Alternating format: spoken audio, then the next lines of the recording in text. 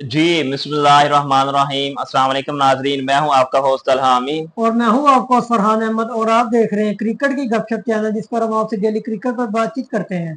दोस्तों, आज की इस वीडियो में हमारे पास बहुत सी क्रिकेट की न्यूज़ है, लेकिन उस न्यूज़ को सुनाने से पहले आप सबसे रिक्वेस्ट है कि अगर आपने हमारा चैनल सब्सक्राइब नहीं किया तो आप हमारे चैनल को लाजमी सब्सक्राइब करें।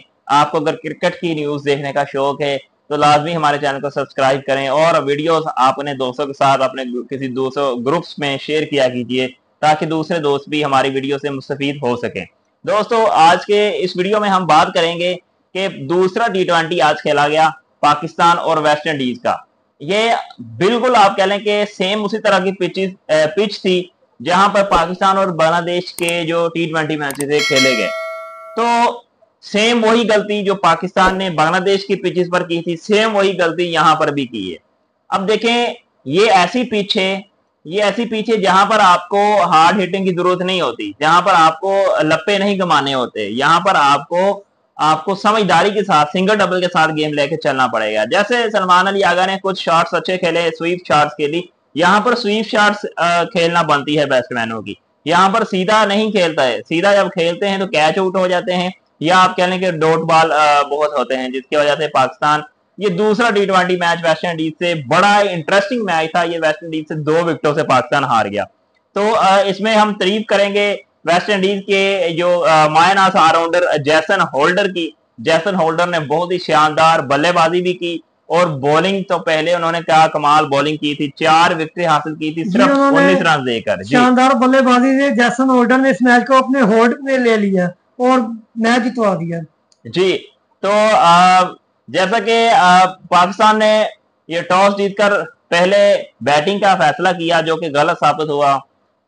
ओपनर आए फिर वही साहबजादा फरहान और साइम अयूब, लेकिन दोनों नहीं चल सके। साइम अयूब भी जल्दी आउट हो गए, साहिबजादा फरहान भी जल्दी आउट हो गए। फिर मोहम्मद हारिस आए चौथे नंबर पर। तीसरे नंबर पर अफकोर्स फखर जमान आए। फखर जमान ने थोड़ी सी इम्प्रोवाइजेशन दिखाने की कोशिश की। उन्होंने 2-3 चौके लगाए, ठीक है, और 20 रन बनाए, लेकिन मोहम्मद हारिस एक दफा फिर फ्लॉप 6 रन बनाने के बाद आउट हो गए। और ये जो प्लेयर्स हैं इनके आउट होने का दुख नहीं है कि ये थोड़े स्कोर बनाकर आउट हो गए, लेकिन जिस तरीके से ये आउट हो रहे हैं ये एक बात बड़ा सोचने वाली बात है कि बस ये हर बाल ठीक है छक्का लगाने की कोशिश करते हैं जिसकी वजह से आउट हो जाते हैं। तो ये चीजें देखनी पड़ेगी। उसके बाद सलमान अली आगा और हसन नवाज के दरमियान एक अच्छी पार्टनरशिप लगी। दोनों ने अच्छी बैटिंग की जिसकी बदौलत पाकिस्तान टीम 133 रन पर पहुंच पाई। 134 रन का टारगेट दिया वेस्ट इंडीज को। और वेस्ट इंडीज को बड़ी मुश्किलात का सामना हुआ, जिसमें पाकिस्तान की तरफ से सबसे अच्छी बॉलिंग की मोहम्मद नवाज ने। 4 ओवरों में उन्होंने 14 रन देकर 3 खिलाड़ियों को आउट किया। पहले टी20 में भी उन्होंने 4 ओवर में 23 रन देकर 3 खिलाड़ी को आउट किया था। इस मैच में 4 ओवरों में 14 रन देकर 3 खिलाड़ियों को आउट किया और तीनों टॉप ऑर्डर प्लेयर्स को आउट किया उन्होंने, ये नहीं कि आखिर पे बॉलर्स को आउट कर दिया। अब दूसरे नंबर पे हम तारीफ करेंगे पाकिस्तान के जो बॉलर हैं, स्पिनर बॉलर सुफियान मुकीम ने भी पहले मैच में 4 ओवरों में 20 रन देकर 1 खिलाड़ी को आउट किया था। इस मैच में 4 ओवरों में 19 रन देकर 1 खिलाड़ी को आउट किया। और साइम अयूब ने भी शानदार बॉलिंग की, 4 ओवरों में 20 रन देकर आज फिर 2 खिलाड़ियों को आउट किया। ये से स्पिनर की कारकर्दगी। लेकिन अगर हम फास्ट की कारकर्दगी देखें तो बहुत ही मायूस कुन कारकर्दगी। शहीन शाह अफरीदी 4 ओवरों में 32 रन दिए। आप वैसे तो इकोनॉमिकली आपको लगेगा कि ये कम रन दिए है, लेकिन आखिर में 2 ओवरों में उन्होंने तकरीबन लगभग कोई 20-22 रन दिए, जिसकी वजह से पाकिस्तान यह मैच हार गया। आखिरी गेंद पर चौका चाहिए था। जैसन होल्डर ने शहीन शाह अफरीदी को चौका लगाकर अपनी टीम को फतह दिलवाई। इसी तरह सबसे एक्सपेंसिव रहे हसन अली ने 4 ओवरों में 48 रन दिए, लगभग आप कह लें कि 50 रन दिए 4 ओवरों में। और उन्होंने 2 ओवर में मुसलसल 16-16 रन कंसीड किए। ये देखें इस पिच पर जहां पर आपके सुफियान मकीम 4 ओवरों में 19 रन दे रहे हैं, मोहम्मद नवाज 4 ओवरों में 14 रन दे रहे हैं, वहां पर आप 4 ओवरों में 50 रन देंगे तो फिर आप 134 रन का छोटा टारगेट कैसे डिफेंड करेंगे? साइम उसके अयूब लिए ने भी 20 रन देकर 2 आउट किए। उसके लिए तो आपको थोड़ा सा इम्प्रोवाइजेशन दिखानी पड़ेगी। सलमान अली आगा की यहाँ पर आज की अगर कप्तानी की बात करें तो बिल्कुल अच्छी नहीं थी। उनको चल रहा था कि हसन अली के से बॉलिंग नहीं हो रही इस तरीके से, तो अगर उनको दरमियान में यूज कर लेते बजाय इसके कि उनको आखिर पे रखा, आखिरी 2 ओवर उनके पास रखे, जिसकी वजह से पाकिस्तान टीम को ये नुकसान बर्दाश्त करना पड़ा। इस तरह शाहीन शाह अफरीदी, क्योंकि स्पिनर की बॉल घूम रही थी, तो स्पिनर का कम से कम एक आधा ओवर 19वां या 20वां ओवर होना चाहिए था, ताकि पाकिस्तान को कामयाबी मिल सकती। लेकिन खैर ओवरऑल ये रहा, बड़ा इंटरेस्टिंग मैच रहा, आप कह लें कि सनसनीखेज मुकाबला रहा, और लास्ट बॉल पर ये मैच किया और वेस्ट इंडीज ने ये मैच 2 विकेटों से जीत लिया। जी, तो इसमें ये बात मैं ऐड करता चलूं कि पाकिस्तान टीम कहती तो हम इंटेंट के साथ खेलेंगे, और वो इंटेंट तो शो करवाते हैं, लेकिन सिर्फ वो कहते हैं कि हर बॉल पे ये चौका लगे या छक्का लगे। हालांकि ऐसा नहीं होता है, जब आपको एक बाउंड्री मिल जाए, आपको एक चौका छक्का मिल रहा है, तो उसके बाद आपको सिंगल डबल करनी चाहिए, आपको रोटेशन करनी चाहिए, अपनी पॉलिसी में रोटेशन करनी चाहिए, आपको सिंगल डबल करनी चाहिए।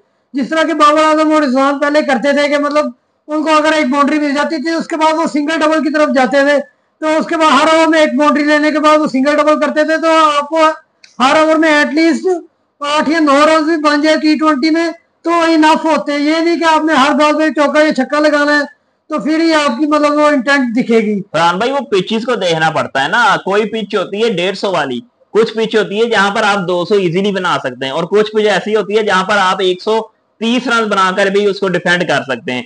वो पिच को देखना पड़ेगा, पिच को रीड करना। हमारे जो मैनेजमेंट है, मेरे ख्याल में उनको पिच को रीड करना नहीं आता, बस वो उस हिसाब से प्लेयर नहीं खिला रहे। जैसा कि आज इन्होंने ऑलराउंडर खिलाया फहीम अशरफ, ठीक है, उनको एक भी ओवर नहीं करवाया गया, ठीक है। अगर आपको यहां पर लग रहा था कि पिच ऐसी है, स्पिन बॉलिंग होगी, तो आप खुशदिल शाह को खिला लेते, बैटिंग भी आपको कर देता, आपको बॉलिंग स्पिन में बॉलिंग भी कर देता, क्योंकि मोहम्मद नवाज ने शानदार बॉलिंग की, साइम अयूब ने शानदार बॉलिंग की, तो खुशदिल शाह ने भी बॉलिंग कर देनी थी। या आप अगर चले, आपको अगर लग रहा है कि Fahim Ashraf as a bowler के तौर पे हम ज्यादातर खिला रहे हैं, तो आप अबरार अहमद को खिला लेते। अबरार अहमद क्योंकि स्पिन बॉलर है, और आपको डर लग रहा है कि जिसकी जगह बचानी है आपने वो जगह बचा रहे हैं।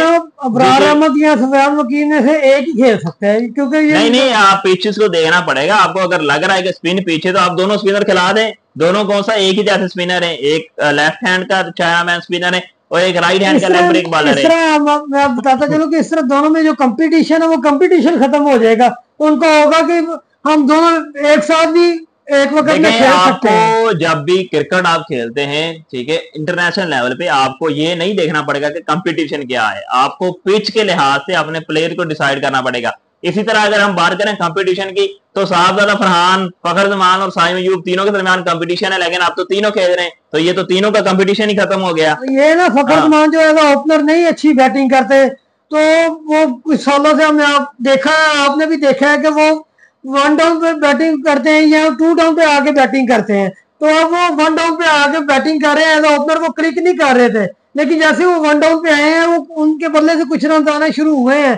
बेशक वो जितने भी आ रहे, थोड़े आ रहे, लेकिन कुछ रन आना शुरू हुए हैं, बजाय कि वो ओपनिंग में आकर वो स्कोर करते हैं। ओपनिंग से ज्यादा वो 1 डाउन या 2 डाउन में आकर बेहतर बैटिंग कर लेते हैं। खैर देखते हैं, अब तीसरा T20 कल खेला जाएगा। अब देखते हैं पाकिस्तान की मैनेजमेंट को अकल आएगी या नहीं आएगी, प्लेयर्स में टीम में चेंजिंग करेगी या नहीं। मेरे ख्याल में अबरार अहमद को और खुशदिल शाह दोनों को खिलाना चाहिए, हसन अली और फहीम अशरफ की जगह पर। ये दोनों प्लेयर्स की टीम में जगह बनती है। हाँ, बैटिंग ऑर्डर में इन्होंने तब्दीली नहीं करनी, और ये यकीनन नहीं करेंगे तब्दीली, और वैसे भी इनके पास बाहर कोई ऐसा बैठा भी नहीं है जो आप कह लें कि जिनकी जगह पर ये इनको बिठाकर उनको खिलाएंगे।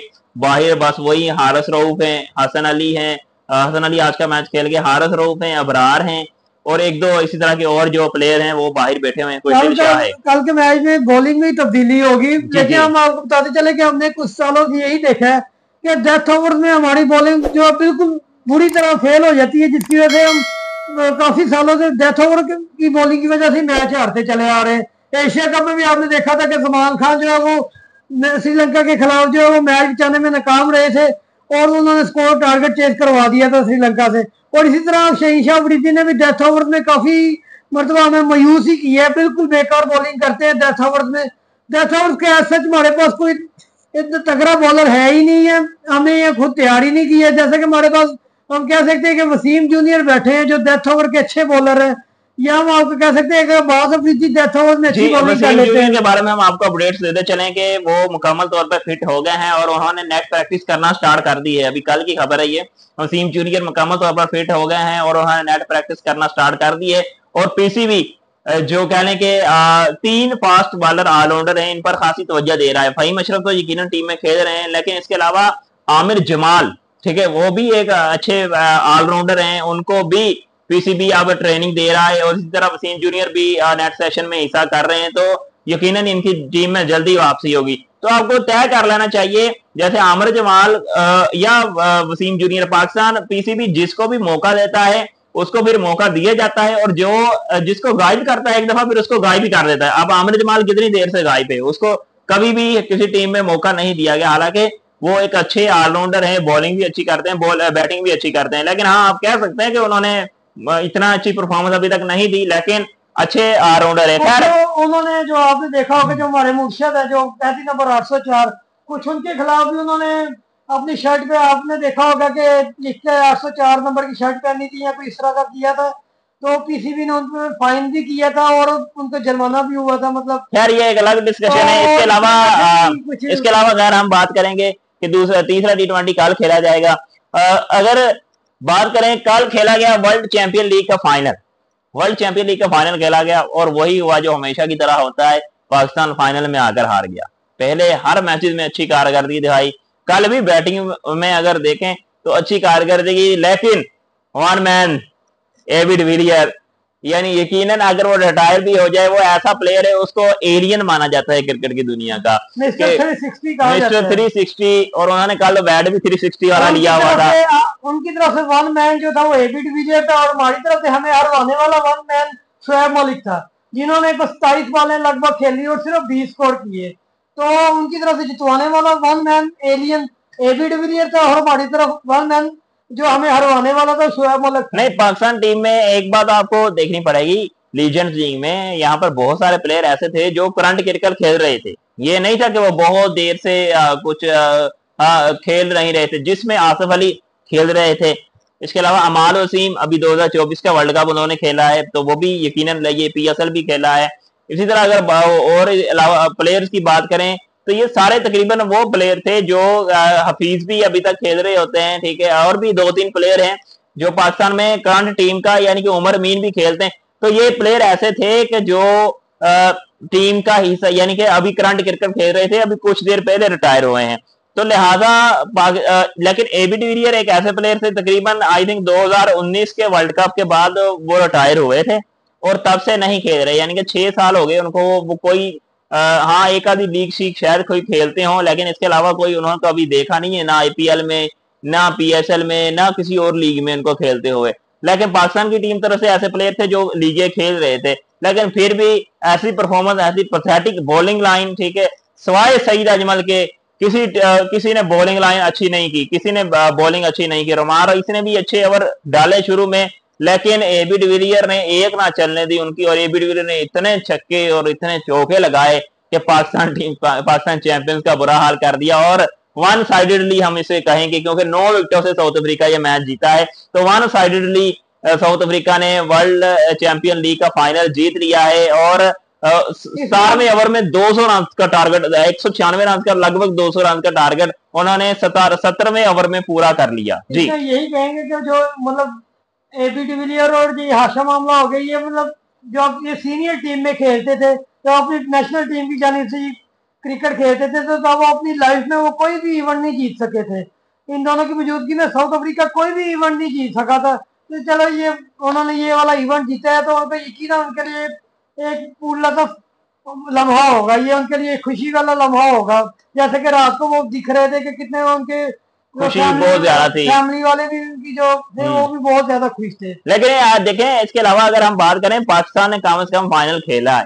पाकिस्तान इंडिया की तरह दुम दमाकर भागा नहीं है कि हम फाइनल नहीं खेलेंगे, हम इस तरह नहीं करेंगे, हम सेमीफाइनल नहीं खेलेंगे, अगर शाहिद अफरीदी ग्राउंड में आया तो हम अब मैच नहीं खेलेंगे। तो इस तरह की बातें देखें, एक बेवकूफाना बातें हैं जो इंडियन मीडिया या आप कह लें कि इंडियन टीम करती है। अभी एशिया कप होगा तो देख लेना आप, ये मैच खेलते हुए हमें दिखाई देंगे। और पाकिस्तान ने सख्त फैसला किया है कि अगर ये एशिया कप में ना आएंगे तो हम आइंदा कभी भी वर्ल्ड कप में या किसी और इवेंट में इनके अगेंस्ट या इनके साथ यानी कि मैच नहीं खेलेंगे। लेकिन पीसीबी ने एक ये भी फैसला लिया है कि नेक्स्ट ईयर से WCL में पाकिस्तान की टीम जो है वो नहीं रहेगी, मतलब उसमें हिस्सा नहीं डालेगी अपना WCL में। जी, इसके अलावा अगर हम बात करें तो इंग्लैंड और भारत के दरमियान 5वां टेस्ट मैच जारी है और तीन दिन का खेल इख्तिताम पर पहुंच चुका है। भारत ने 374 रन का टारगेट दिया है। दूसरी इनिंग में भारत की तरफ से शानदार बल्लेबाजी की ये जायसवाल ने सेंचुरी स्कोर की। इसके अलावा अगर हम देखें वाशिंगटन सुंदर ने और रविंद्र जडेजा ने भी 50 स्कोर की। आकाशदीप ने, उनके जो बॉलर हैं, उन्होंने भी 50 स्कोर की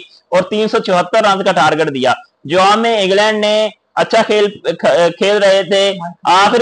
आखिरी गेंद पर उन्होंने जो उनका आउट हो गया वो करौली वो आउट हो गए और जिसकी वजह से 50 रन पर एक खिलाड़ी आउट है। अब उनको जीतने के लिए 324 रन चाहिए। देखते हैं क्या बनता है। दोस्तों, इसी तरह की वीडियोस को देखने के लिए आप हमारे चैनल को ज्यादा से ज्यादा सब्सक्राइब करें, हमारी वीडियोस को लाइक करें और कमेंट सेक्शन में अपने राय का इजहार जरूर किया कीजिए। मिलते हैं नेक्स्ट वीडियो में, तब तक के लिए इजाजत दीजिएगा। अल्लाह हाफिज।